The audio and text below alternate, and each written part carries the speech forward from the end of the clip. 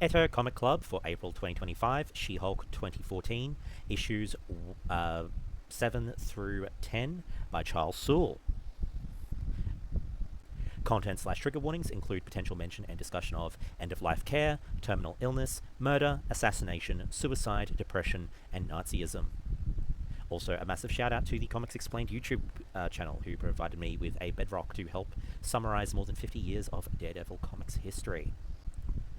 Charles Soule, who from 2014 through 2015 wrote the 12-issue She-Hulk Volume 3 we're reading tonight, and from 2015 through 2018 wrote Daredevil Volume 5, issues 1 to 28 and 595 to 612, started their working career as first a paralegal, then as a lawyer before commencing comic writing. For those unaware, a paralegal, also known as a legal assistant or paralegal specialist, is a legal professional who performs tasks that require knowledge of legal concepts, but not the full expertise of a lawyer with an admission to practice law. Examples are Angie Huang in this comic run, or Meghan Markle's character in Suits.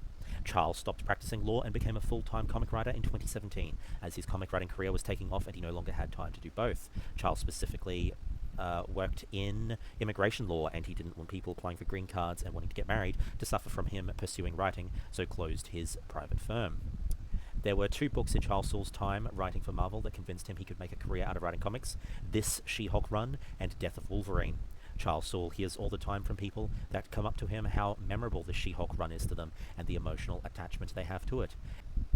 There were a lot of guardrails on this story because of having Captain America on trial as a murderer. Charles Soule, in a 2022 interview with Chip Zdarsky and Ed Brubaker, said that there have been 3 times he's nearly written more She-Hulk. One idea was a continuation beyond the 2014 run we've read for Comic Cast and Comic Club, beyond the 12 issues, and the sales numbers just weren't there, because while a beloved character, She-Hulk, similar to Namor, doesn't sell as well as they should, even when talent is attached, so Marvel have a tough time justifying the cost.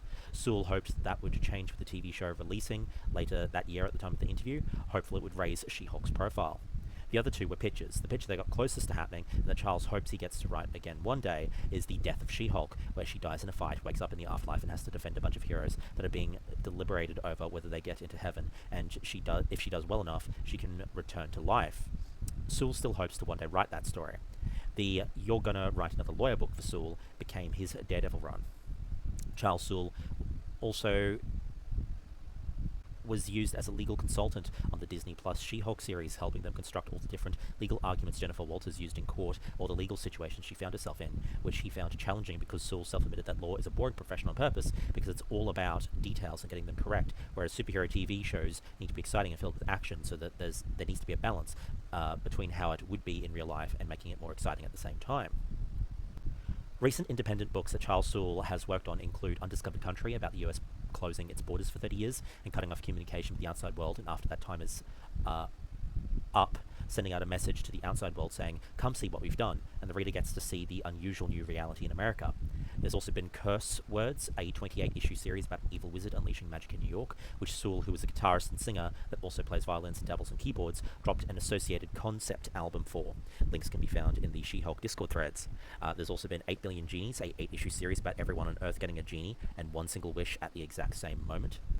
Both 8 Billion Genies and Undiscovered Country have been optioned by Amazon to be adapted into films or TV, and Charles will be credited as an executive producer if and when 8 Billion Genies makes it to screen.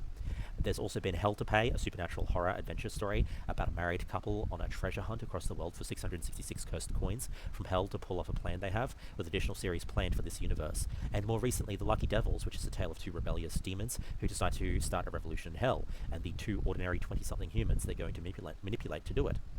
Charles likes to write about systems, about the rules underneath the rules, whether it's infrastructure or government or bureaucracy. Charles said, you would think those aren't interesting, but the way that systems affect all of us are very interesting. So Hell to Pay is about how money affects us, Undiscovered Country is about diplomacy and the geopolitics of how different countries interact with one another, and 8 Billion Genies is about the system of desire and want that we all have. Soule has also had 3 standalone non-comic related independent novels published, and is currently for Marvel Comics writing the Eddie Brock Carnage series, which is a hunting serial killers story, and is doing a 3-issue series called Daredevil or Cold Day in Hell, which I'll touch on in a bit. Charles Soule has also written a galaxy worth of Star Wars comics and books, in addition to several mini and solo series in the Star Wars universe. He also wrote the main Star Wars comic from 2020 through 2024, and was one of 5 creators to construct the High Republic era of Star Wars, contributing 2 novels in Phase 1, and 3 of the project, starting and finishing the High Republic era. From 2022, Charles has been a creative consultant for Lucasfilms. Charles has clarified that means he's part of the story engine for Star Wars stories to help make them better, by having conversations about Star Wars with other people at Lucasfilms, which he considers a dream job. To relax, Charles either goes to the movies or goes for a run, as both require fully unplugging from work. Now, that was the truncated version of Charles Soule's bio, and I've tried my best to avoid recapping too much of what was in the August 2022 comic cast that Will, Blair, and Sheep presented, which I contributed the research for, back when I was confined to 2 segments of Edo's monthly comic coverage, including a Jishi's Context Corner segment. If you want to know more about Charles Soule's music background, or what unusual Aussie item he has in his wallet, I strongly recommend giving the She-Hulk comic cast a listen after this comic club. Similarly, for time and to avoid too much recap, we're largely going to skip over Javier Pulido's biography, which is covered in that Comic-Cast video. If you're interested in learning about how Pulido, a Spanish comic book artist, got started in comics, or about Pulido's art style and process, I strongly recommend listening to it. Most notably, Pulido's work was covered twice in the Comic-Casts, the other time being in the November 2021 Comic-Cast for Fractions Hawkeye Part 1, Pulido doing fill-in book art for the 2012 Hawkeye series on issues 4 and 5. Most recently, post-pandemic, Pulido has done a couple of variant covers for DC's Shazam book. Kevin Wada, the cover artist for these issues, has background training in editorial illustration. Kevin Wada first gained attention for his reimagining of the women of X-Men in fashion illustrations, which he'd shown on social media and his online store. Brian Wood, a comic writer, illustrator, and graphic designer, bought a print from Kevin Wada's store and assumedly passed Kevin's name onto Editorial at Marvel, raising Kevin's profile. Marvel editor Jeanine Schaefer contacted Kevin shortly thereafter, and his first cover gig ended up snowballing into the ongoing She-Hulk cover art, and doing comic art became his career. Kevin Wada's art style is described as swapping the body-clinging outfits superheroes wear for outfits real men and women who are going about their own life might wear, helping humanize the superheroes. When asked in a 2015 interview what Kevin liked about She-Hulk and tried to bring out of her whenever he gets to draw her, Kevin responded that the experience was super exciting because it wasn't purely superheroics, which is an interesting angle that fleshes out the character. Wada didn't know much about She-Hulk going into the project and now loves and adores her, and thinks she's spunky. Wada said he doesn't have much impact on the content of the book, but worked with a great editor on it, Jeanine Schaefer, who said to just go crazy, and it ended up being the body of work in 2015 that Wada at the time was most proud of, and it was fun. Kevin finds the research stage of looking into the characters' backgrounds before drawing valuable and important because it helps inform how the characters are dressed outside of their supersuits. The way he chooses to dress, the way that we choose to dress ourselves, says so much about us, and when you see characters in comics in palette swaps of the same outfits, it can remove you from the story and doesn't ground it in our modern world, so the outfits are a good way to display one more facet of them, which is appreciated by an audience. When asked what the key to a great comic cover is, Kevin responded, "You're there to tell a narrative, however simple in one image. You can go complex and conceptual, or you can be straightforward and simple. I think favorite comic covers are the ones that keep to simple, iconic, clear, and striking designs. If you're trying to stand out amongst a sea of comics on a shelf or in a sea of thumbnails on a website, oftentimes the less noise on that your image makes, the more it will stand out. Now, often that's just not what the concept of a piece calls for, and that's okay too. But for me, lots of flats and graphic shapes really grab my attention."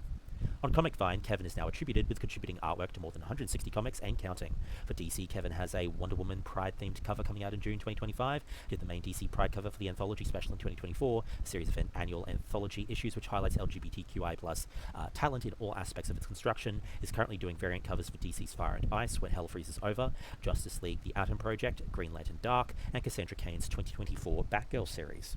Kevin has done the covers for the queer novel My Fair Monster by Adrian Riviera, out on the 19th of August 2025, Rainbow Rowell's Simon Saint trilogy of novels about queer mages in an urban fantasy setting, the US cover for lesbian romance novel cover When I Picture You by Sasha Lorenz, and the cover for the lesbian vampires book Youngblood, also by Sasha Lorenz.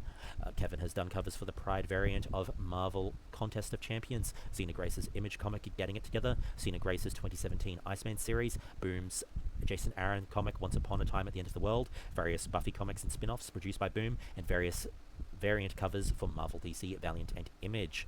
Kevin also did a John Constantine pinup in the DC Pride 2021 anthology and was instrumental in Scarlet Witch's 2016 solo series comic design. Kevin following a prompt to deliver darkly romantic and goth high fashion.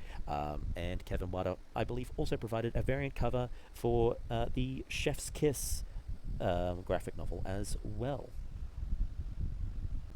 Jessica Jones, aka She-Hulk. A Stanley creation, Bruce Banner's mild-mannered lawyer cousin Jennifer Walters is nearly killed by a gang seeking violence and revenge, and Banner is the only one that can provide a blood transfusion in time to save her life. With the blood comes the green alter ego, granting her the self-confidence, power, and lustiness to tackle anything.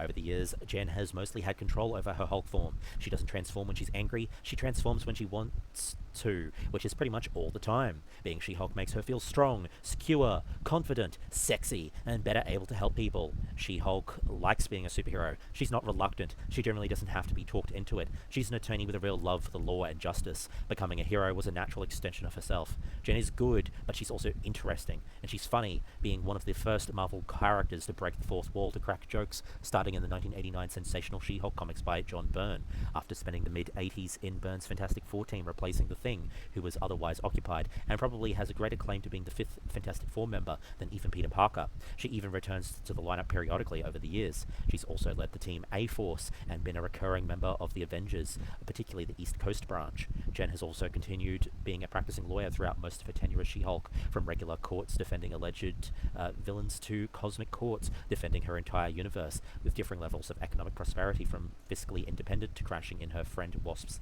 spare apartment. Besides the iconic John Byrne sensational She-Hulk run, which set an impossibly high bar, there's the reasonably good Dan Slott and Peter David She-Hulk runs of the early to mid-2000s, this 2014 run by Charles Soule and Javier Pulido, then the next great run by Rainbow Rowell, split across two series, the 2022 She-Hulk series, which ran for 15 issues, and the sequel 2023 Sensational She-Hulk series, which ran for 10 issues. Jen Bartel contributed cover art to both Rowell series, though I have a particular fondness for the covers of the She-Hulk run. Look at the use of this purple lighting on the slide from the cover for issue 7. She-Hulk was brilliantly adapted in live action, particularly taking elements from John Byrne and Dan Slott runs, portrayed by Tatiana Maslany, and has appeared in numerous animated cartoons over the years, voiced by Eliza Dushku of Dollhouse and Faith in Buffy the Vampire Slayer fame, in She-Hulk and the Agents of Smash, by Katie Sackhoff of Battlestar Galactica, Star Wars Clone Wars and Mandalorian fame in the Superhero Squad show, and in Lego Marvel Avengers Mission Demolition, was voiced by Tiffany Thiessen of Saved by the Bell, Beverly Hills 90210, and White Collar fame. This is a very truncated bio for She-Hulk, as we've already covered it in detail in the Edo Comicast that covered the first 4 issues, so I strongly recommend giving that video a check out for a more in-depth bio. Patsy Walker, aka Hellcat. Created by Stuart Little, not the mouse, and Ruth Atkinson, Patsy Walker first appeared in Miss America magazine, issue 2, in 1944, published by Marvel's predecessor, Timely Comics. However, Defenders issue 89 in 1980 does a retcon revealing that the non-superheroic Patsy Walker stories published between 1944 and 1965 were the fictional works of Dorothy Walker on Earth 616 that were based upon the real-life story of her daughter, Patricia. Dorothy is revealed to have died in the same issue. Patricia Walker first became Hellcat in 1976's The Avengers issue 144, under the creative team of Steve Englehart, renowned Doctor Strange author, and the late George Perez, co-creator of many of DC's biggest Teen Titans, including Cyborg, Raven, and Starfire. Patsy adopts a costume, largely unaltered to this day, that formerly belonged to Greer Grant Nelson, the former masked adventuress The Cat, and Walker takes on the name Hellcat. As a side note, Greer Grant Nelson would later return to Marvel Comics with an amulet that gives her orange fur under a new moniker, Tigra. This backstory comes into play for those who read issues 5 and 6 of the She-Hulk run. Patsy fun fact. She-Hulk and Hellcat first met in the pages of 1980's Savage She-Hulk issue 14, when Hellcat is sent to get She-Hulk's assistance, saving a planet in a shrinking universe called Other Realm, and to also save Manwolf, who is trapped inside a different realm again, located inside a necklace Jennifer Walters is wearing. Comics, am I right? I think I mentioned last month when we touched on Steve Capwolf's friends that Manwolf is print journalism magnate Jolly Jonah Jameson's son, the astronaut John Jonah Jameson III. Upon becoming Hellcat, Patsy is offered Avengers membership, but the cosmic adventurer Moondragon persuades Hellcat to decline and instead accompany her to Saturn's moon, Titan, for training in psychic ability, training which Moondragon quickly revokes, and learns advanced martial arts. Walker's training is soon interrupted when she returns to Earth to assist the supernatural hero Doctor Strange, joining the Defenders in the process. Walker becomes possibly the most important secondary member of the Defenders for a large portion of its first 2 volumes. During that time, she finds out Dorothy, her mother, promised to Satan, locates her birth father after Satan gaslights gaslights her into thinking he's her father and becomes romantically entangled with Hellstrom, the son of Satan. Hellstrom and Walker marry and retire from superheroing in The Defenders Volume 1, Issue 125. In The Defenders Volume 2, Hellstrom's demonic inheritance takes possession of him, driving Patsy Walker insane in the process. Institutionalized, she is driven to suicide by the otherworldly being called Death Urge. Walker remains dead for 7 years until the 2000 Annual of Thunderbolts, when Hellstrom tricks Hawkeye, who believes he's going to resurrect his dead wife, Mockingbird, from Mephisto's realm, to instead resurrect Walker. Resurrected and back on Earth, Walker retains powers she developed in Hell, and she's also able to manifest a costume at will. She loses these supernatural abilities prior to this She-Hulk run. Charles Soule revealed he had a character type in mind for the She-Hulk run for a best friend outside of work, and it was his editor, Jeanine Schaefer, who was the one to suggest Patsy. In the series, Hellcat has few abilities beyond fighting skills, agility, and the ability to detect magic. Following the 2014-15 She-Hulk series cancellation, Walker gets a solo series called Patsy Walker, aka Hellcat, where Patsy tries to establish a job agency for superpowered people following being fired by She-Hulk. The friendship tension caused by the job dismissal is addressed after She-Hulk is rendered comatose as part of the fallout of Civil War II. During She-Hulk's comatose period, a depowered vampiric version of Jubilee is brought into the book to fill She-Hulk's role of close superhero friend. In the early 2020s, Patsy co-headlined a Iron Man Hellcat book, fighting in both the streets and the sheets with Tony Stark. Patsy Walker has appeared in live action in Jessica Jones. Rachel Taylor's Trish Walker character was included as a replacement best friend for Jessica when the MCU shifted tonally away from that of the Alias comics, and Jessica's best friend in the comics, Carol Danvers, aka Captain Marvel, no longer became a suitable fit. An Easter egg was included in Season 3 when Walker powered up with a training/costume montage sequence and tries on and rejects a discount store Captain Marvel costume and a simplified version of the classic Hellcat costume seen in this issue before settling on a more realistic navy blue zipped tracksuit and balaclava with a yellow skivvy. In video games, Hellcat appears as an unlockable playable character in LEGO Marvel Avengers Academy, Marvel's Future Fight, and Marvel Puzzle Quest. Hellcat was the reward hero of PvP Season 28 in Marvel Avengers Alliance. Previously, in 2014 She-Hulk. I'm going to use Charles Soule's original 12-issue pitch to help me run through what happened previously in the 2014 She-Hulk run. Issue 1, Jen quits her previous law firm, opening her own practice. Jen takes a small patent case that pits her against Tony Stark's automated legal team. Eventually, he settles with a large check that She-Hulk gets a cut of, $150,000 to rent out new offices for her law practice at Idea Hive Inc. Issue 2, Jen hires the unusually persuasive Angie and Hey the Capuchin Monkey, new mysterious characters with unspecified mystical abilities as her paralegal and paralegal sidekick, and fellow former Avenger Hellcat as her in-house investigator. Issue 3, Jen takes on Christophe Bernard, the son of Dr. Doom and former Fantastic Four member, as a client to help him avoid deportation from the US to Latveria, where Christoph would be under the tyrannical control of his father again. Issue 4, Jen goes to San Francisco to visit Matt Murdock, who can still perform law in California, being registered there before he was disbarred in New York, and Jennifer gets legal advice from Matt regarding her Christoph Bernard and Dr. Doom case. Breadcrumbs are laid for what will occur in Issue 8. Then she heads to Latveria to help her client and confronts Dr. Doom, or a giant Doombot anyway. Issues 5 and 6, Jen delves into the mystery of the Blue File, and things get really real. Faces in the mystery file and surrounding the foggy memories included villain Herman Schultz, aka the Shocker, former West Coast Avenger Tigra, the dullest former Avenger Dr. Druid, villain Anton Vibrax, aka Vibro, Wyatt Wingfoot, a long-term Native American friend of the Fantastic Four, and Monica Rambeau, aka Photon, who we covered in an earlier comic club. She-Hulk 2014, Issue 7. She-Hulk and Hellcat are visiting R&R Labs that shares workspace in the same building as Jen's law firm. Their friend Rufus Randell, who was created by and has only ever appeared in Charles Soule written She-Hulk comics, shows off his latest invention, a new object shrinking method, cheaper than Pym particles. Marvel Comics default particles that shrink things. When Jen asks if he called her to drop legal contracts for potential buyers, Rufus explains that the only problem he has is convincing his partner Reza to sell the invention. Rufus explains that Reza shrank himself and the shrink particle plans and hid somewhere in his backyard. She-Hulk agrees to take the case, but insists on bringing in an expert on shrinking to help them out.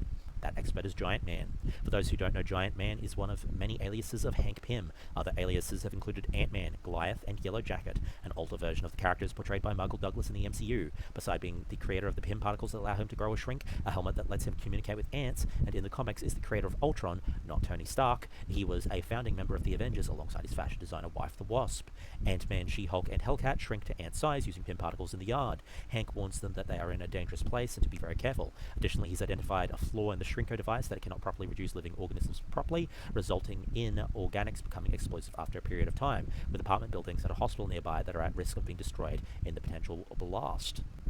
Before Hank can communicate with the local ants to locate Reza, he is snatched up by a passing bird searching for food. Unable to do anything for him, Jennifer figures that he knows how to handle situations like this and tells Hellcat that they should keep looking for Reza before he explodes. To this end, Patsy picks up Hank's Ant-Man helmet and convinces Jennifer to let her try and use it to communicate with the ants. However, she doesn't have quite the refined control that Hank does, and the ants begin attacking them. About to be overwhelmed, She-Hulk grabs Patsy and leaps onto the top of a barbecue. Patsy is hurt by such a sudden leap, and she tells She-Hulk off for taking control of the situation. Given more time, Patsy could have figured it out. They spot 3 cats that have surrounded a pop can. She-Hulk figures Raza is trapped in there, and She-Hulk and Hellcat get into a cat fight with the literal cats. They are joined by Ant-Man, who managed to take control of the bird and redirect it. Locating Reza inside the pop can, she is returned to normal size. He is returned to normal size. Reza protesting the selling of the shrinker device, knowing Pym is the buyer. When they explain the design flaw, he refuses to believe it. That's when Hellcat realizes that Reza's fingertip was cut off while he was fleeing with the cat. With seconds left to spare, She-Hulk picked up and tossed the can containing the fingertip sky high, where it harmlessly explodes. With the reality of the situation, Reza grudgingly sells the invention to Pym. As Jennifer deals with the paperwork, she's interrupted by her landlord, Sharon King, who tells her she has a visitor. When She-Hulk asks what the big deal is, Sharon explains that she thinks the man is Captain America. Sharon King, FYI, has nothing to do with the iconic singer of the same name. Downstairs, an elderly Steve Rogers waits patiently for his meeting. Steve Rogers was returned to his proper age in Captain America Volume 7, Issue 25, a condition that lasts until Captain America Sam Wilson, Issue 7. Some insight from Soule's blog on issue 7. He had blogs for each issue in this run called The 12 Days of She-Hulk. He really enjoyed making them and has considered doing it again for his Star Wars writings, but considering that it's over 200 issues, the only way he could probably feasibly do it is if it were paid content to justify the amount of time and effort that would be taken.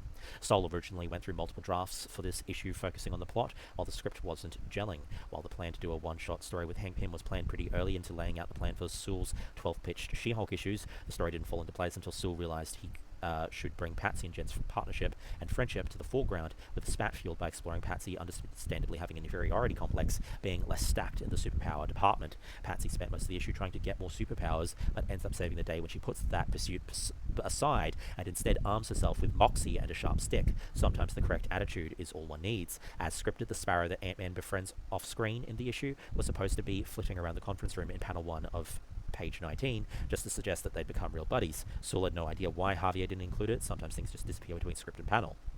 Soule wrote, "The trick with stuff like that is not to be too precious. You pick your battles. Artists aren't robots, they're collaborative partners, and you aren't always going to see things the same way." Soule wrote this issue while in Hong Kong. Soule said in regards to his favourite panel, see the slide, "As a character, Hank Pym can't catch a break. I didn't want to break that streak. He's one of Marvel's greatest geniuses, but he's typically shown as flawed in one way or another. The point of this scene was to remove the expert from the equation. With Hank gone, She-Hulk and Hellcat were stuck on their own without any way to get big again unless they found the missing inventor they were looking for. And I didn't punk Hank too hard, really. After all, in the space of one issue, he tames that Sparrow and makes the business deal he was looking for. I like Ant-Man.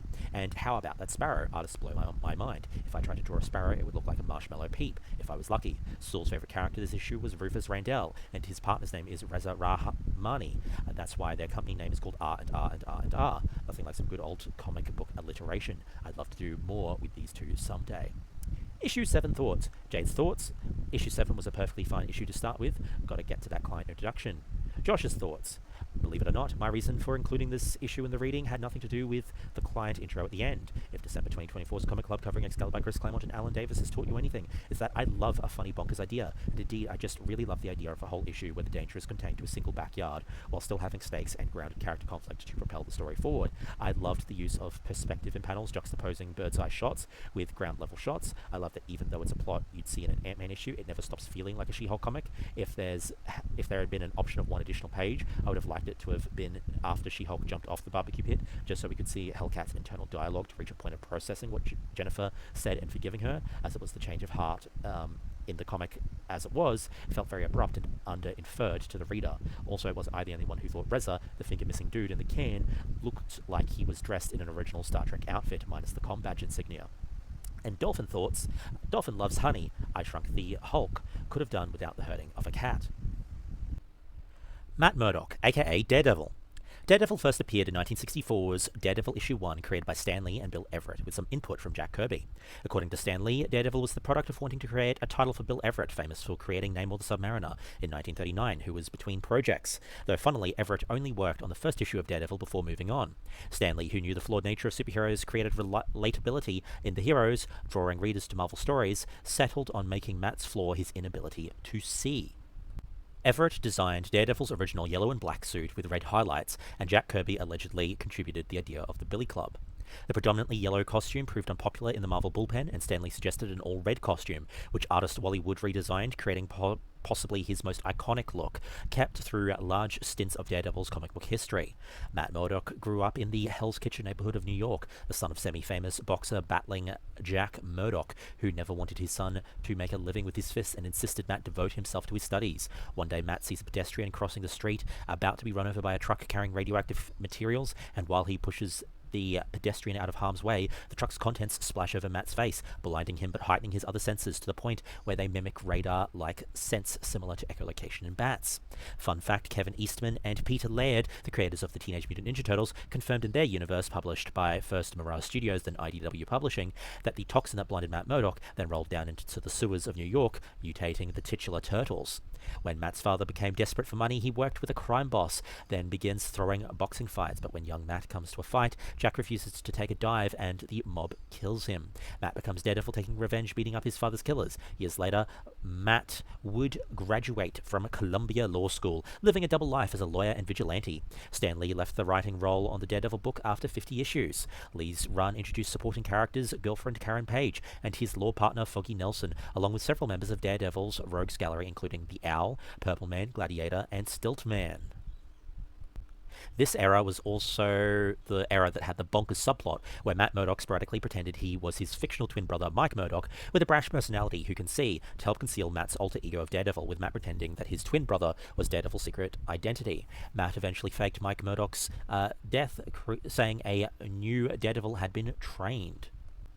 Over the years, Matt would sometimes still use the identity of Mike Murdock to go undercover, and many years later in Charles Soule's run, a Inhuman makes this fictitious identity real. So for a while, Matt really does suddenly have a twin brother called Mike, till he's beaten to death by Wilson Fisk, thinking he was killing Matt Murdock.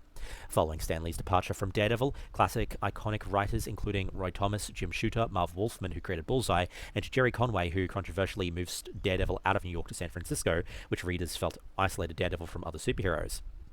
Jerry simultaneously brought Black Widow into the book to co-star for a time, but readership gradually decreased across these creative teams. In 1979, Jim Shooter put forward Frank Miller as penciler on Daredevil from issue 158, while written by Roger McKenzie, who was bringing his background in horror comics to the book, blending it into the plot lines. Sales continued tanking, and Roger was moved to other work by Editorial, but a spec plot Frank had submitted involving Elektra was a contributing factor to Frank being promoted to write and draw Daredevil, beginning with issue 168 in 1980. Frank Miller is responsible for a huge chunk of the Daredevil mythos, and according to Jim Shooter, the book's popularity greatly increased during Miller's run, saving it from the brink of cancellation. Miller's run was also the main source adapted for the 2004 Ben Affleck Daredevil movie. My personal recommendation, watch the director's cut only. It adds 30 minutes of footage, which ties up plot holes and shows a lot more of Matt's life, including practicing law in court. Frank Miller made huge changes to Daredevil's origin, retconning Matt's father to be an abusive alcoholic, a controversial move to continuity-conscious readers, but also introduced the character of Stick, a blind martial arts master that trained Daredevil shortly before he lost his sight, and in issue 168, Elektra Nachios, an ally love interest and enemy at various points throughout Matt and Elektra's shared comic history, her proving so popular she'd break out into her own solo series. Elektra is a college student who, after her father is kidnapped and killed, is trained by Stick, eventually succumbing to evil, joining the Hand, an ancient Japanese ninja clan that worship a demon they call the Beast, and in return it gives them supernatural powers. The TMNT creators parodied the Hand, creating Shredder's ninja clan The Foot as an homage. Stick led a rival group of fighters called the Cast, but the Hand have persisted throughout many eras of Daredevil and have also intersected with Punisher and Wolverine stories, among other heroes. Prior to 1981's Daredevil issue 170, when Kingpin, a strong large wall of flesh man who ran New York's crime, first appeared in Miller's Daredevil comic, the Kingpin was considered a Spider-Man villain,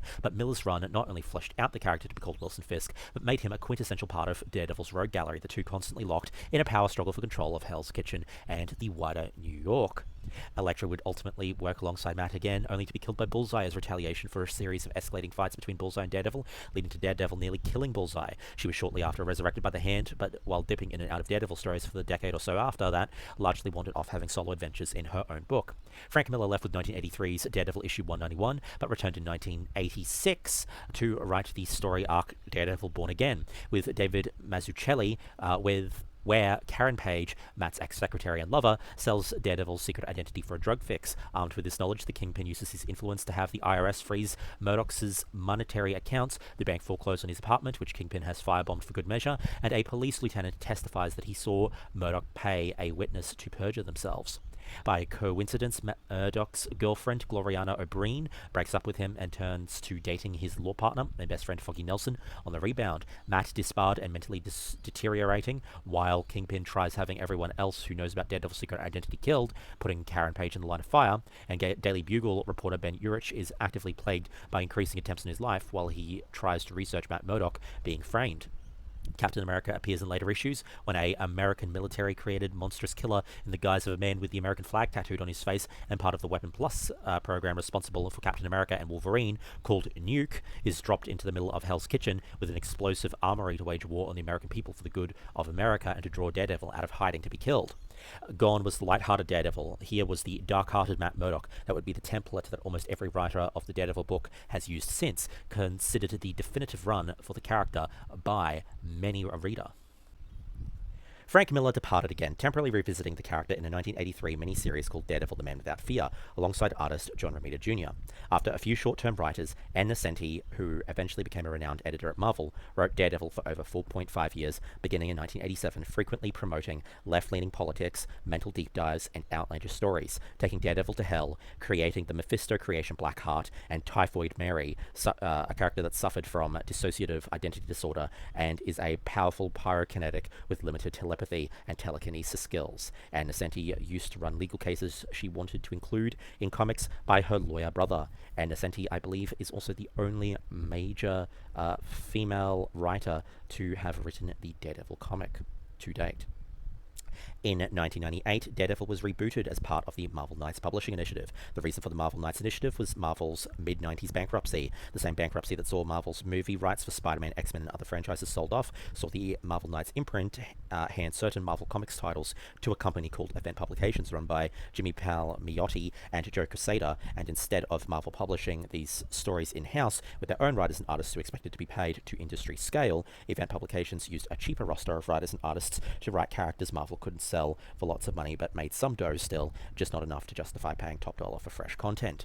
Filmmaker Kevin Smith wrote one 8-issue arc on Daredevil Volume 2 called Guardian Angel, hewing close to Frank Miller's tone, focusing more heavily on Matt's Catholic faith, introducing Matt's mother as a nun, and seeing Karen Page killed by Bullseye. Karen has remained deceased since 1999. The character is portrayed by Deborah Ann Wolfe of True Blood fame, alongside Charlie Cox's Netflix and Disney shows, and was portrayed by Ellen Pompeo, the OG Grey, in Grey's Anatomy in the movie. From 2001 through 2006, Brian Michael Bendis, years before creating Miles Morales, taking over the Daredevil book with art by Dave Mack and Alex Maleev, seeing tensions build with Kingpin and Daredevil's secret identity exposed, having stories full of pulp action psychodrama. From 2006 through 2009, Ed Brubaker, with art by Michael Lark, had a critically acclaimed run that doubles down on all the most dour and depressing notes to the Daredevil mythology. Bendis and Brubaker collaborated because Bendis wanted to end his run with Daredevil in prison, like the end of Seinfeld, and an editor nearly talked Bendis out of it, saying, "You can't do that to the next writer," till Bendis chatted with Brubaker and learned Brubaker wanted to tell the story of Daredevil getting arrested in the first arc, then tell the Devil in Cell Block D story, so the two of them went to their editors to coordinate Bendis getting his intended ending so Brubaker could start his run with Daredevil imprisoned. Additionally, issue 82 of Ed Brubaker's Daredevil run saw Foggy Nelson, after narrowly escaping an assassination attempt by Elektra, stabbed in the heart on a prison visit, left to bleed out on the streets. But, this being Marvel Comics, Foggy actually survived the attack, despite a funeral being held for him, and was actually in FBI witness protection thanks to Vanessa Fisk, Kingpin's wife. This run also introduced Lady Bullseye and Black Tarantula. 2010 saw a number of interim writers write the Shadowland comic book storyline, chronicling Daredevil's return to Hell's Kitchen after he becomes the leader of the Hand Clan. He builds a temple/prison in Hell's Kitchen, the eponymous Shadowland. His methods get more extreme as Matt kills longtime adversary Bullseye. The change in attitude brings him in conflict with a number of street-level heroes, including those shown on the omnibus cover on this slide, though online audiences felt the story pulled the punch of Evil Matt too much.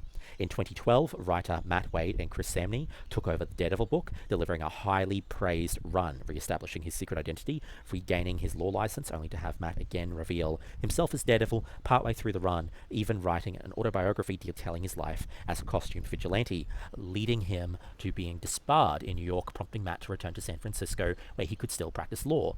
This run is known for pulling the tone of the Daredevil book back from the depressive lows of Brubacker's run to something more jovial, mixing old and new elements of Daredevil to rejuvenate the character while remaining true to his roots. Wade's run wasn't all rainbows and puppies, though, having Foggy Nelson battle cancer.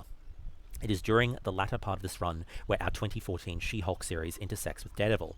While they'd been shown on panel together in group meetups, the two characters didn't exchange on-panel words until 2005's House of M issue 5.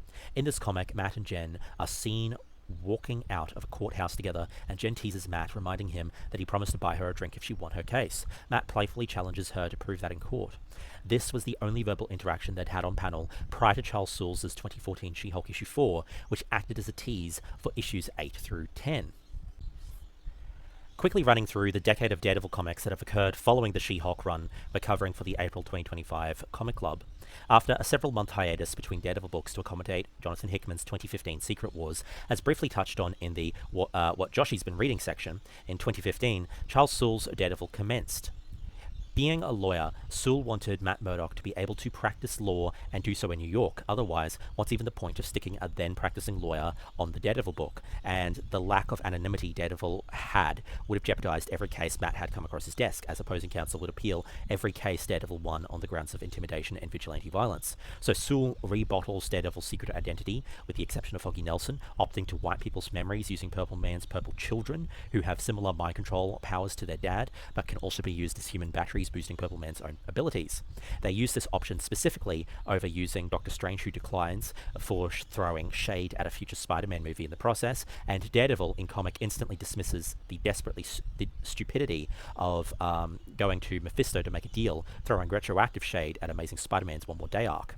In a twist, with his secrecy restored, Matt is a New York prosecutor in Soule's run instead of the defense attorney he normally is, even getting to argue a case before the Supreme Court. Restoring his secret identity caused ripples in his existing relationships. A side effect of the secret identity being re-established was Matt's long-term girlfriend, Kirsten McDuffie, an assistant district attorney and legal partner of Matt Murdock's, forgetting about half their relationship, and Matt thought it best to break up with Kirsten without telling her the truth and return to Hell's Kitchen. This similarly affected his ex, Elektra, who, similar to Black Cat, when Spider-Man rebottled his secret identity, drastically inflicts emotional damage on her, and in Elektra's case, sends her on a vengeance path after Daredevil for stealing memories from her, fracturing who she is as a result. This is the first run where Foggy is barely on speaking terms with Matt too. Soule's run introduces a new illegal immigrant superhero called Sam Chung, or Blind Spot, born in China, living in New York, who creates a store-bought battery-powered invisibility suit. Soule's run also introduces Ten Fingers, a defector from the Hand, who starts a rival cult, and Muse, a villain who in comics hangs people on meat hooks to drain their blood into buckets and tubed decanters to use the corpses and the blood in his artwork. Soule's run also revisits Matt and Jen Walters' friendship, having her check a brief Matt wrote over drinks, connecting for the first time since the trial in tonight's Comic Club issues. Soule's run is also the run that establishes Kingpin becoming Mayor Wilson Fisk, Fisk campaigning successfully following him having protected civilians from street-level criminals during the events of Secret Empire when the superheroes weren't able to, dealing with other threats. Soule's original run concluded with an arc called The Death of Daredevil.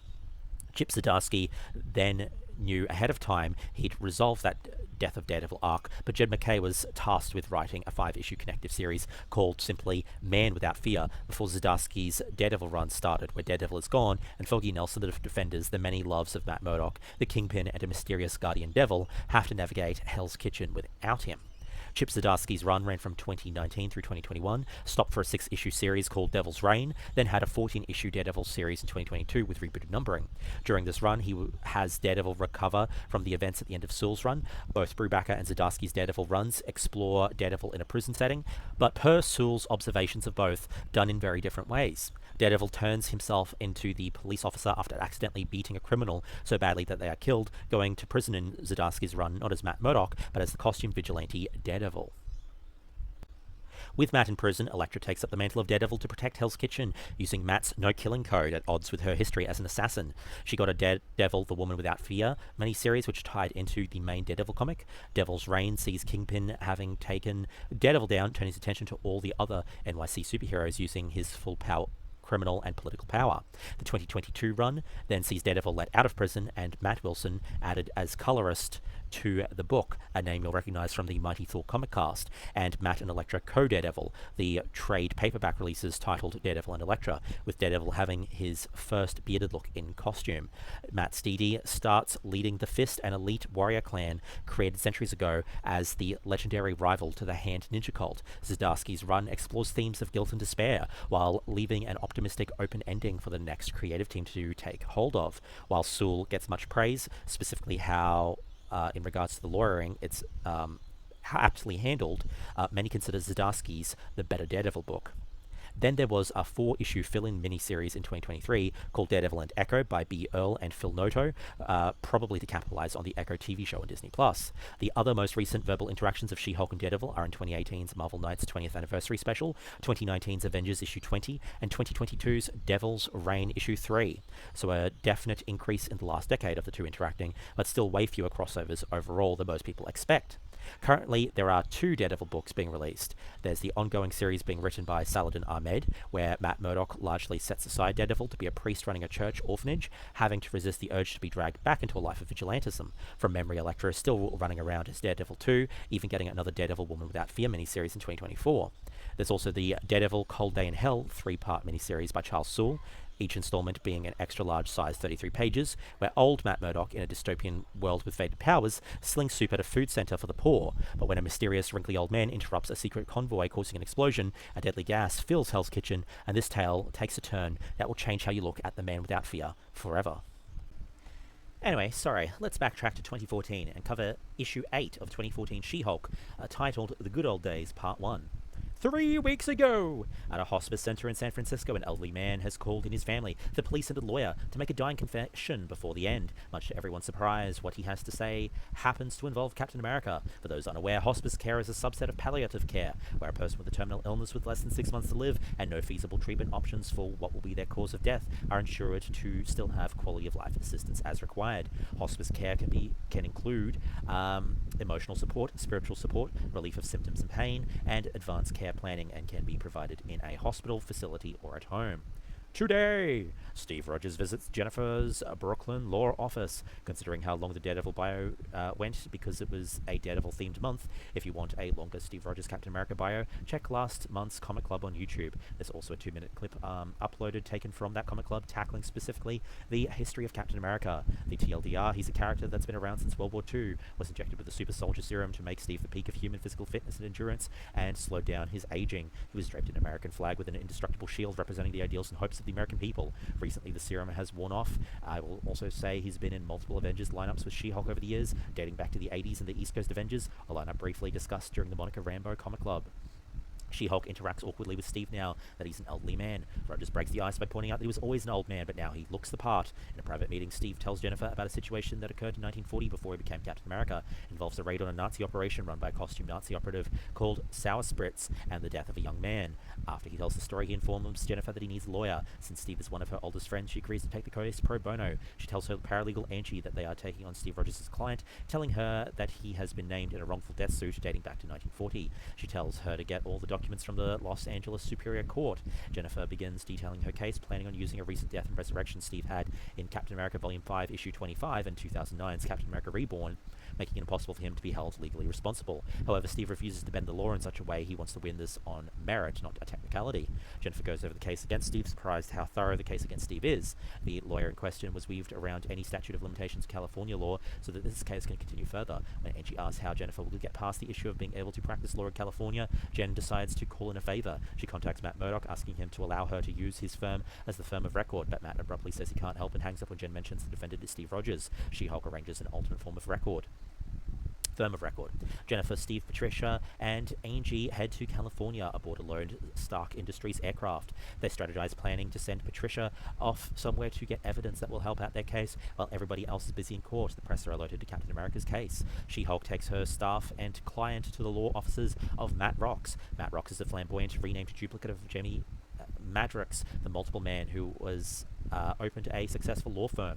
For context, Jamie Madrox is a Len Wein creation introduced in 1975's Giant-Size Fantastic Four, Issue 4, then had a minor role in various titles until Peter David took over the original X-Factor book with Issue 71. No relation to the singing show about a team of mutants working for the US government. Madrox has also led a later Peter David X-Factor run centered around a PI firm called X-Factor Investigations. Multiple Man creates duplicates through physical impact, bumps, hits, or taps, making contact with them. Typically, the duplicates are subservient to the original Multiple Man, but there have been multiple cases of the years of duplicates existing for too long and developing sentience and their own sense of identity, usually falling into villainy. Their identities and sense of individual self is usually destroyed upon being reabsorbed by another duplicate or the original Multiple Man. Though the memories will be retained when duplicates have died in the past, this has proved distressing to all the Multiple Mans. Multiple Man popped up in the X-Men Last Stand movie. Matt Rocks has allowed Jen to operate out of his firm so she can represent Steve in court. When Patsy asks how Matt Rocks can exist after the original Multiple Man absorbed all of his duplicates after he got married to Layla Miller in X-Factor issue 262 and retired, Matt explains that as one of the highest paid entertainment lawyers in Hollywood, he and Madrox have a deal. He sends Jamie half of everything he earns in exchange for his continued existence. After Matt leaves them to do their work, Patsy and Steve leave while Jennifer and Angie get down to work. They work through the entire night, and the next morning Jennifer is convinced she is ready for this case. This confidence lasts until she enters the courtroom and sees that the prosecution lawyer is none other than Matt Murdock. Trivia. Issues 8 to 10's Kevin Wada covers are amazing interconnected triptych covers. How did Jen not discover Matt was opposing counsel in the discovery phase? Because Matt subbed in that very morning via a motion to the judge. Murdock knew that there would be some serious shock value from surprising Jen, and spoiler, he has been ordered to do his absolute best to win the case, so he engineered things to spring himself on She-Hulk at the last minute. Charles Soule consulted with the California litigator on this point, and he confirmed that it would be possible, albeit the sort of thing that most would consider sketchy. Soule decided that it was worth the beat and did it. After back and forth with his editors, what Soule's needed this three-part story to do, just from a mechanical standpoint, She-Hulk must be heroic, Daredevil must be heroic with the added caveat that we need a legitimate reason why he would take a case against Steve Rogers, an aged hero whom he has fought alongside many times. Steve Rogers must be heroic with the added caveat that he'd need to believe that he could actually have done what he's being accused of. The legal case in the story must feel and read as a legitimate case, with serious potential consequences for Steve if it goes wrong. Everything that happens needs to work with the continuity of all three characters. All of the flashbacks need to work with real-world World War II history, or get damn close. It has to resolve well with neither She-Hulk or Daredevil looking like a bad lawyer, or using the rough-and-tumble tactics actual lawyers would probably use. That list developed over the course of breaking and working on the story, and Soule reflected if those dot points had been laid out for him right from the start, he probably would have bailed on the whole idea and done something lighter instead. Soule, on his issue 7 favorite panel, "I loved the stuff with the robot lady flight attendants on Stark's plane. This was a callback to issue 1, and those holographic receptionists in his building. The fact that Stark lent his plane to Jen at all was a little nod to the idea that I thought he would probably feel guilty about the events of that issue." Soule's favorite issue 7 character, Matt Rocks. "I consider a bunch of possible lawyers for Jen to partner up with in LA, including some of the characters from Dan Slott's run, but ultimately I decided to make someone new. I've always loved Jamie Madrox too. So much potential, as we saw in Peter David's incredible X-Factor run. Javier did such a wonderful job with this guy too. He's got that perfect, charming ass vibe I was looking for." Continuity error. She-Hulk states she wasn't aware that Steve Rogers is now an old man. This does not make sense, as she was among the Avengers who saw this firsthand in Captain America Volume 7, issue number 25. Issue 8 thoughts. Dolphin's thoughts. Dolphin really loved Jennifer using her Hulkness to her advantage to dispel a crowd. Jade's thoughts. Jade guessed the twist at the end of issue 8, but it was still delicious to see unfold. She-Hulk 2014, issue 9. The Good Old Days, part 2. Folger vs. Rogers, day 1. Steve Rogers is the defendant in the middle of a wrongful death suit of Sam Fogler, who died in 1940. Murdoch's opening statement explains to the jury how a dying declaration is admissible in a court of law. With that out of the way, he calls Officer McKinley to the stand, the police officer that took Harold's deathbed statement. Officer McKinley begins reading off the statement taken from Fogler's deathbed. This flashes us back to Los Angeles 6th, November 1940. Text box read in Harry Fogler's voice, different to what is heard in court, because Soule felt it would have taken the immediacy out of the scene and thought it important to convey a sense of the pain that was happening. The date, November 6, 1940, was settled upon because there was actually a very tiny window, both historically and in Marvel history, for this story to happen. Eagle-eyed comic readers know exactly when Steve signed up for Project Rebirth. Historically, it's also known when the US entered the war, and more importantly, when the draft was imposed. So this story had to take place between October 16th, 1940 and December 20th, 1940, and probably on the early side to give Cap time to get back to Brooklyn, volunteer to be classified 4F, and then get into the Super Soldier program, a pretty tight window.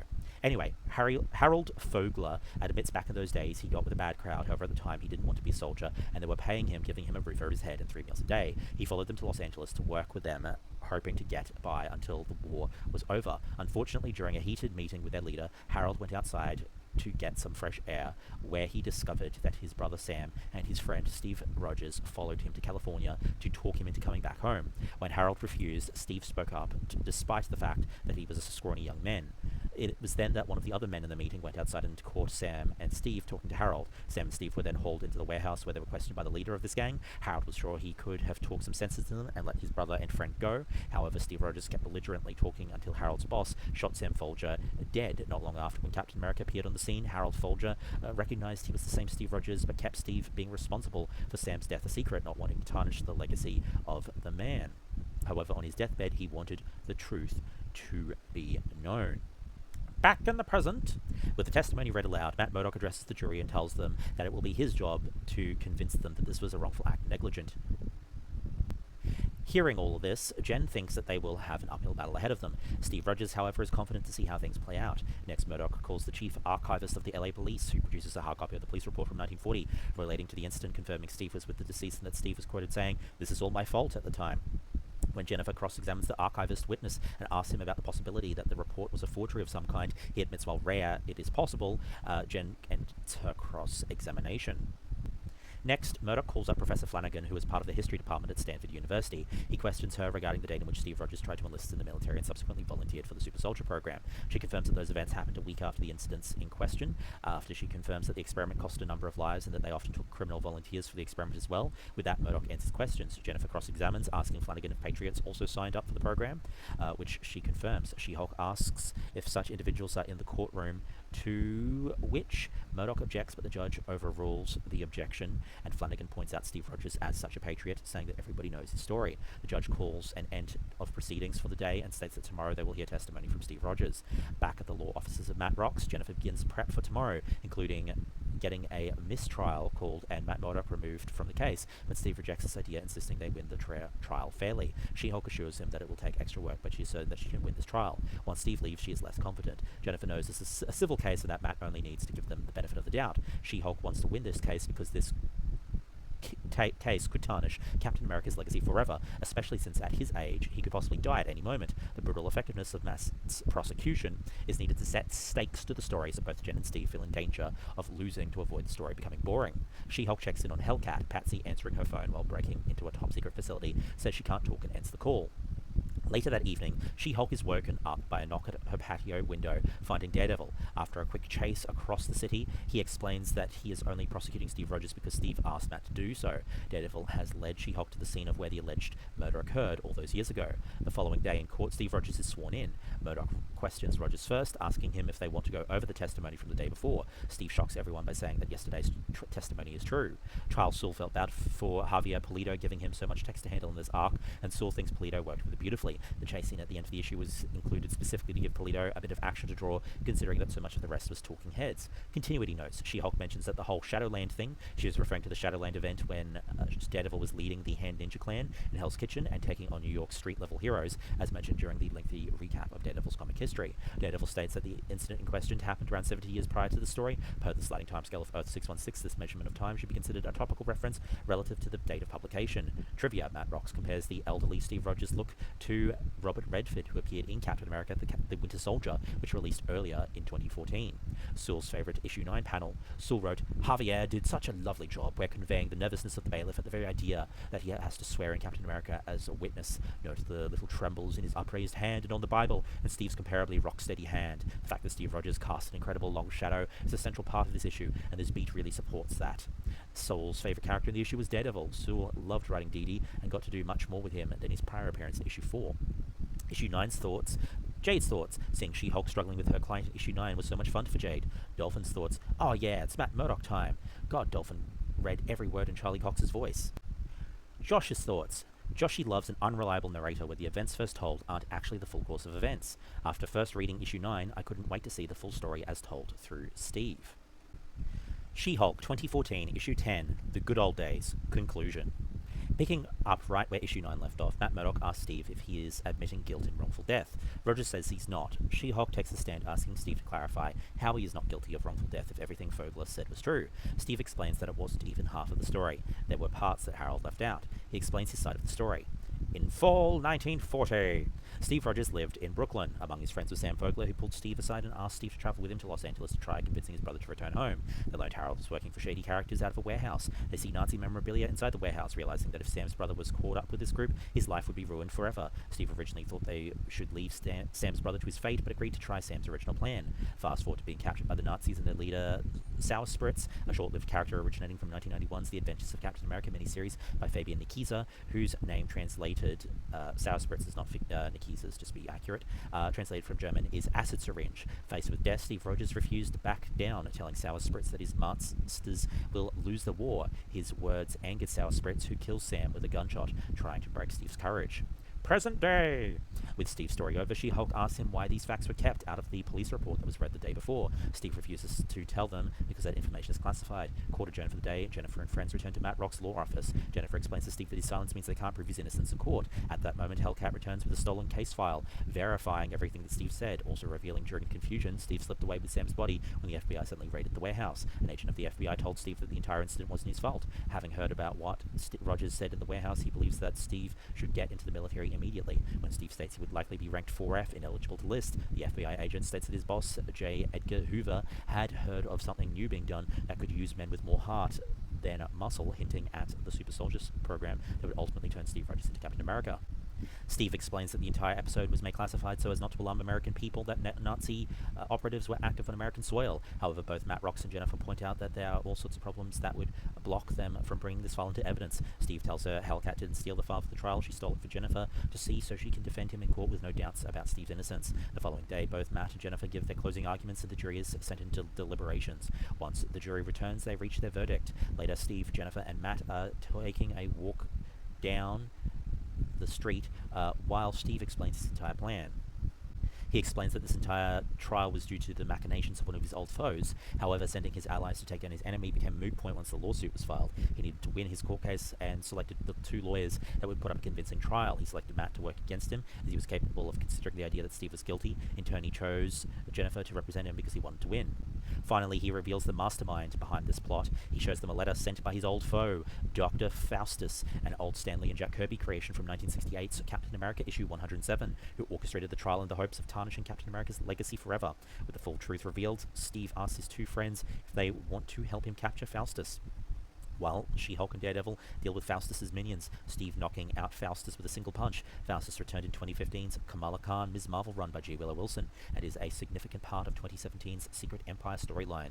She-Hulk, Angie Huang, and Hellcat return to Brooklyn, where they begin figuring out their next case. When they arrive at Jennifer's office, they notice that someone had broken into it while they were gone. Opening the door, She-Hulk sees behind her desk her longtime foe, Mary McFerrin, aka Titania, portrayed in the MCU show by Jamila Jamil from The Good Place, and first introduced in the comics in the first Secret Wars comic series in 1984. Titania suggests that Jennifer works on the mysterious Blue File next, the focus of the final 2 issues, and wrapping up the main series arc present through most of the issues except the ones we focused on for this comic club. As trivia, Soule's favourite issue 10 panels were because Soule just loves Faustus's ever so elegant handwriting in the first panel and thinks the way that punch was handled in the second example is top-notch. Soule's favourite character in that issue was young Steve, tough kid. Regarding this arc, Charles Soule wrote in his 12 Days of She-Hulk blog, "I loved writing this arc, as challenging as it was. I was travelling again in India when I was working through most of this, and I spent almost the entirety of a 9-hour car ride from the southern mountains in Bangalore, trying to figure out how the hell it would work, especially the ending. It put me through the ringer, but I think it all worked, and it was a chance to write Daredevil, Steve Rogers, and She-Hulk in one story. A dream come true." Issue 10 thoughts. Jade's thoughts. Jade really liked the way the situation was resolved in issue 10. Everyone is still friends, and we whammed the bad guy behind it all. Dolphin's thoughts. Dolphin said getting a Captain America origin in a She-Hulk run is not something Dolphin expected, but it is welcome.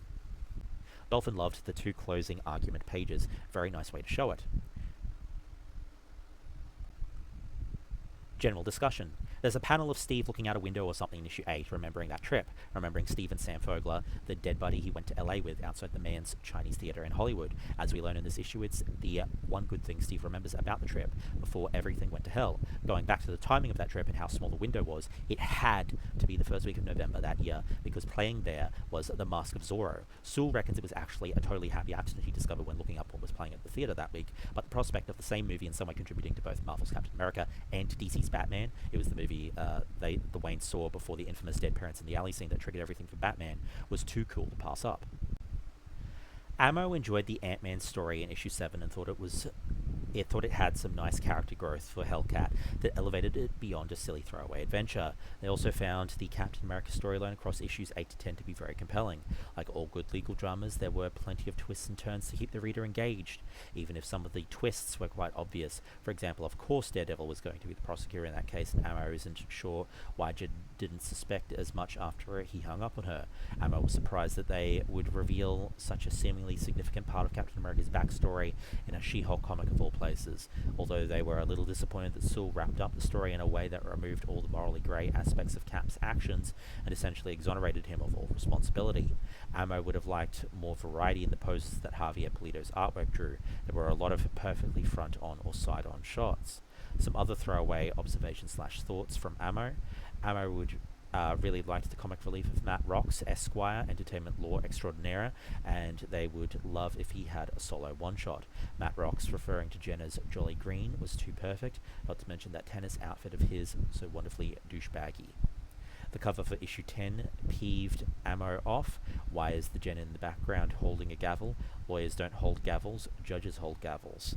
Ammo thought it was a nice touch how the flashback scenes were coloured in black, white and grey, except for the blonde hair of Steve and the hair of the other key characters. Ammo's favourite cover was the Deadpool 75th anniversary variant cover for issue 9. Deadpool and She-Hulk both have a reputation for being fourth wall breakers, so they thought it was only fitting that a She-Hulk cover paid tribute to him by literally opening the fourth wall. Ammo's favourite panels were the moment from issue 8 where She-Hulk scares away the pack of journalists. They thought this was a great gag and a fun usage of She-Hulk's powers in a storyline that was heavy on the lawyering and light on the superheroics. And the other one was the dramatic intercutting of She-Hulk and Cap's faces at the end of issue 9. This was probably the only moment where Pulido's habit of depicting characters completely front-on really paid off for Ammo. Ammo's overall rating was 4 multiple man multiples out of 5.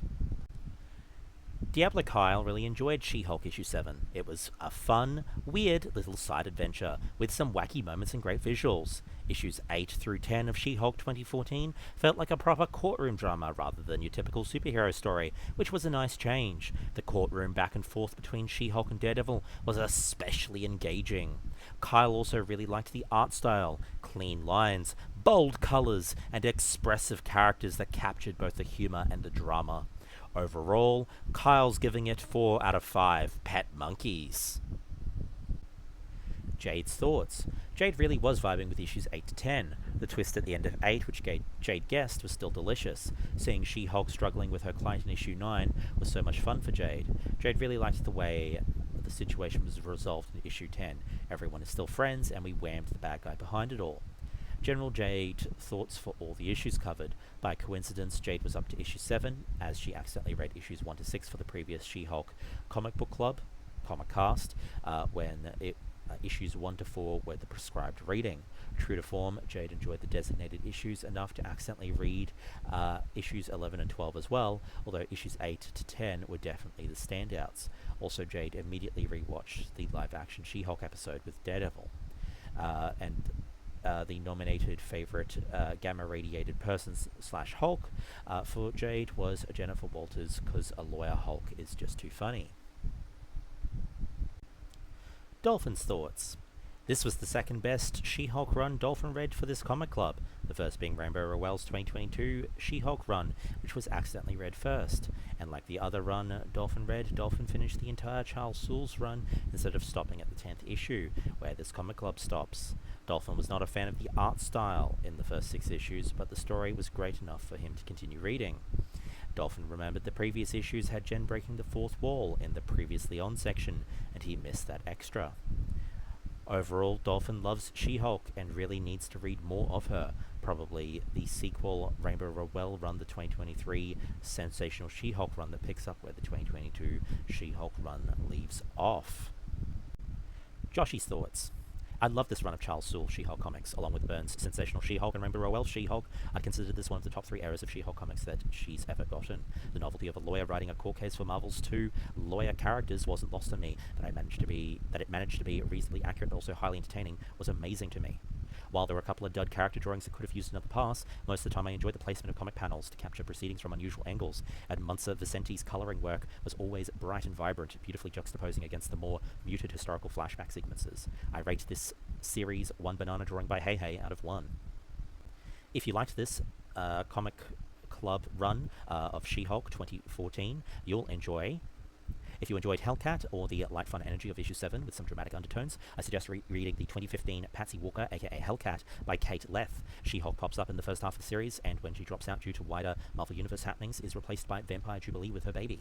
Charles Soule wrote 2 more comics in which She-Hulk appeared, both of which are collected in the She-Hulk The Complete Collection, with the 2014 She-Hulk run. This includes an excerpt from Wolverine's issue 13, arted by Jason Masters, and a short story called Evergreen with artist Langdon Foss, included in the 2016 Gwenpool Holiday Special, where a holiday party at Idea Hive Inc. sees the offices of She-Hulk and Howard the Duck, who operate in the same building, overlap. Also, you see Hey Hey's date, May.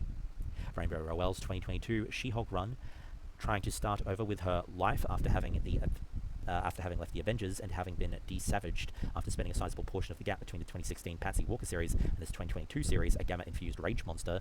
Jennifer is attacked by Titania with a surprising resolution. Jen also meets up with Mallory Book, a law attorney and adversary from the 2004 Dan Slott She-Hulk run, who provides Jen with a new job and office space. Jen is lent a spare apartment by Jeanette Van Dyne, aka the Wasp, and just as she's settling in, an unexpected face from her past crashes into her apartment unconscious. Great art in book and phenomenal Jen Bartel covers I will never stop gushing over. The 2022 series rivals the 2014 series for how great of a jumping-on point it is. This does come with the downside that any dangling character threads after issue 12 of the 2014 series is largely left undressed, including any Idea Hive Inc. personnel, although Hellcat does eventually pop up. Idea Hive Inc. was seen in a few more appearances in the 2015 Howard the Duck comic series by Chip Zdarsky, who, yes, went on to write the Daredevil run after Soule's. If you loved the writing, then I suggest checking out Charles Soule's Daredevil run. It's a very different, much darker book, but still very well written, and it's definitely one of the runs being drawn upon for inspiration in the current Daredevil Born Again TV show. If you liked Daredevil, check the Comic Club Google Sheet we used to vote for in 2025. Most of the biggest name errors are listed except for Stanley and Ed Brubaker's, which are perfectly valid too. Alternatively, the Marvel Unlimited app in its search bar has a Not Sure What to Read section with a character guide for Daredevil with recommended runs grouped by starting points, fan favorites, latest series, and staff picks, which is really nifty. If you liked Steve Rogers, look, my recommendation hasn't changed from last month. Go check out the Mark Gruenwald era. It includes Steve's Cap Wolf era and is largely fun, though could have used some stronger female writing. What comics has Josh been reading besides the Comic Club books for April 2025? Besides reading all of Daredevil Born Again and the entirety of the Charles Soule Daredevil Volume 5 by Charles Soule, I also read Asterios Polyp, a 2009 graphic novel by American cartoonist David Mazzucchelli about the titular character, a professor and award-winning architect whose designs have only ever been theoretical, never built. After a lightning strike burns up his apartment, he takes up employment as an auto mechanic in a small, remote town. The novel is interspersed with scenes from his childhood and past, narrated by his stillborn twin brother Ignacio, including his childhood and troubled marriage, as well as dreams and allegorical sequences where Asterios must confront his own flawed nature. I also read the conclusion of the Boom series Vicarious, massive recommendation to pick up and give it a read. And I also read Welcome to the Maynard. Across 4 issues, the reader joins the half-magical being Pip Dale, starting her new job as a bellhop and trainee house detective at the exclusive opulent Maynard Hotel for wizards and magical creatures, invisible to ordinary non-magical civilians. However, Pip's working days aren't merely full of amazing sights and magical experiences, they come with thrills and dangers too. She must try to catch a magical hotel thief, although their strange choice of thefts suggests that murder is the ultimate goal. Can Pip solve the mystery of who the thief's target is in time to save the intended victim? And at the same time, she must go about her other duties at the hotel, almost all of which involve spells, enchantment, and drama of one kind or another. The deeper Pip goes down the mystery rabbit hole, spending more time at a place she can't talk about, the harder to salvage her crumbling relationship with her civilian girlfriend will be. I also read the start of Ann Nocenti's Daredevil run, and the little bit of the Man Without Fear run by Jed McKay. As for what other books Josh has been reading, I finally read the end of Enemies to Booksellers by Laura Catherine, a cozy fantasy about the sidekicks of a hero and fantasy villain, both running off together and starting a new life running a bookstore, which has magical portals appearing and potential hauntings occurring inside of it, and basically building around themselves a new found family in a queer normative fictional world, which is kind of amazing. And then I started picking back up Shadow's Edge by Brent Weeks, a series that I part of the Night Angel trilogy, which I absolutely adore. And I've also been reading the start of I'll Have What He's Having by Adib Khorram, a very cute wine-related romance story between 2 men. Very lovely. And thus concludes the Comic Club for April 2025, covering She-Hulk's 2014 issues 7 through 10 by Charles Soule, Javier Pulido, with covers by Kevin Wada. Good night.